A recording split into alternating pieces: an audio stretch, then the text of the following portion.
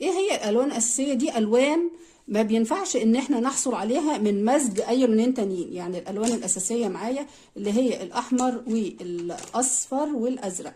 تمام، احمر واصفر وازرق دي الوان اساسيه. يبقى هنا معانا اول حاجه اصفر، طبعا مش هيبان لانه لون خفيف كده شويه، واحمر،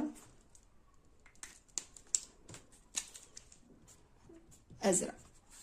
يبقى انا لو عملت دايره الالوان، لو هنا عامله دايره اسمها دايره الالوان، حاطه فيها 3 الوان اللي هم الاساسيه، هيبقى معايا واحد فيهم ازرق،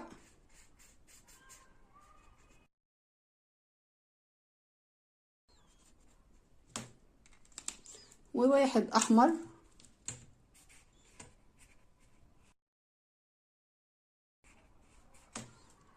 واصفر.